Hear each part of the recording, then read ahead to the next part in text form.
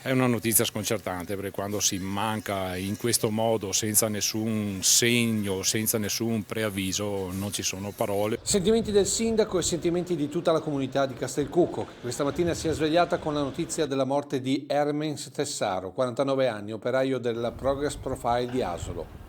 L'uomo era al lavoro con il turno notturno quando, poco dopo la mezzanotte scorsa, si è accasciato a terra, quasi sicuramente colpito da infarto. Subito i colleghi hanno prestato i primi soccorsi con il massaggio cardiaco, che è proseguito con l'arrivo immediato dell'ambulanza.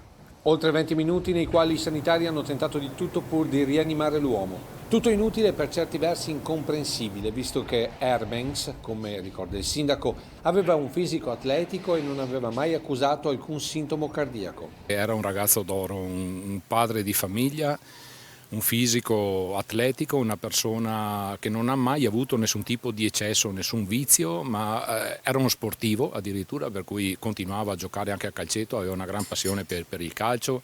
Lo ricordo anche nelle sue performance al torneo delle contrade paesano, che di anno in anno ha sempre partecipato con le varie squadre.